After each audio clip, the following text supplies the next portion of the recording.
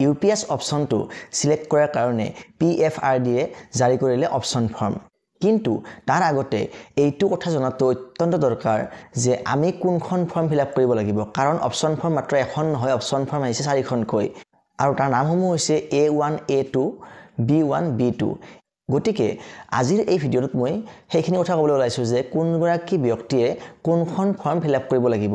আৰু আমি যিসকল ব্যক্তিয়ে ইতিমধ্যে NPS ৰ অন্তৰ্গত হৈ আছো আমি বিলাকে সেইখন ফৰ্ম ফিলআপ কৰিব লাগিব নে নালাগে সেইখন ফৰ্ম ফিলআপ নকৰিলে আমাৰ কিবা অসুবিধা হ'ব নেকি গতিকে সকলোৱে নমস্কাৰ গ্ৰহণ কৰিব আৰু সকলোকে মই ইউটিউব চেনেল আছামিজ সংস্কৰণলৈ স্বাগতম জনাইছো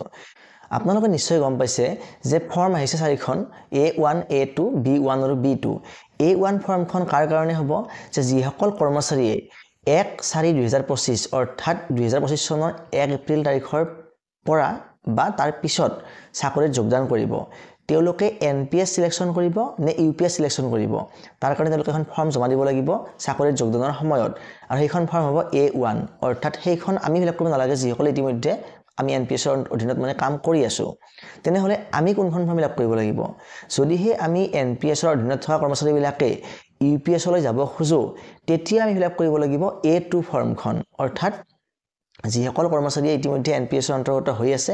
যদিহে তেওঁলোকে UPS লৈ যাব খুজে তেনেহলে A2 ফৰ্মখন ফিলআপ কৰিব লাগিব কিন্তু যদিহে আমি UPS লৈ যাব নোখোজো আমি NPS ত থাকিব খুজো তেনেহলে আমি সেইখন ফৰ্ম ফিলআপ কৰাৰ কোনো প্ৰয়োজন নাই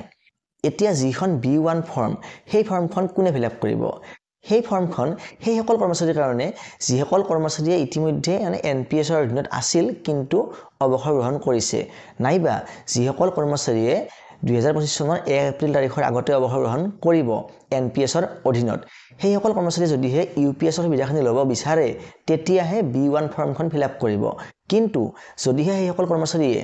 UPS ৰ সুবিধাখিনি ল'ব নিবিচাৰে তেওঁলোকে NPS ৰ অধীনত থাকিব বিচাৰে তেনেহলে এইখন ফৰ্ম ফিলআপ কৰাৰ কোনো ধৰণৰ প্ৰয়োজন নাই এতিয়া যিখন B2 ফৰ্ম সেই B2 ফৰ্মখন কোনে ফিলআপ কৰিব সেই B2 ফৰ্মখন ফিলআপ কৰিব লাগিব তেওঁলোকে যিসকল কৰ্মচাৰীয়ে NPS ৰ অধীনত অন্তৰ্গত আছিল কিন্তু তেওঁলোকৰ ইতিমধ্যে মৃত্যু ঘটিছে আৰু তেওঁৰ পৰিয়ালে পেনশন লাভ কৰি আছে গতিকে তেওঁৰ পৰিয়ালৰ যিগৰাকী সদস্যই পেনশন লাভ কৰি আছে তেখেতে সেই B2 ফৰ্মখন ফিলআপ কৰিব লাগিব আৰু এইটো কাম কৰিব লাগিব কেতিয়া যে 2025 চনৰ এপ্ৰিলৰ আগতে কিন্তু মই আগতে উল্লেখ কৰিছো আৰু এতিয়াও মই পুনৰবাৰ এবাৰ কওঁ যেহেতু এতিয়ালৈকে UPS ৰ নটিফিকেশনখন ফাইনেল হৈ প্ৰকাশ পোৱা নাই গতিকে UPS আমাক একচুয়ালি সুবিধা দিব নে অসুবিধা দিব UPS আমাৰ কাৰণে ভাল হ'ব নে বেয়া হ'ব হেতু কথা এতিয়াও স্পষ্ট হোৱা নাই গতিকে সেই ফৰ্মবিলাক ফিলআপ কৰিবলৈ আমাৰ হাতত যথেষ্ট পৰিমাণে এতিয়াও সময় আছে গতিকে এইখিনিয়ে আছিল যে ভিডিঅটো আশা কৰিছো আপোনালোকৰ ভিডিঅটো ইনফৰ্মেটিভ হৈছে যদি ভিডিঅটো চাই ভাল লাগিছে তেনেহলে লাইক কৰিব আৰু ইনফৰমেশনটো সকলোৰে কাৰণে শেয়াৰ কৰি দিব আৰু এনেকুৱা ধৰণৰ তথ্যমূলক ভিডিঅ' পাই থাকিবলৈ আপোনালোকৰ চেনেলটো সাবস্ক্ৰাইব কৰি ল'ব পাৰে ধন্যবাদ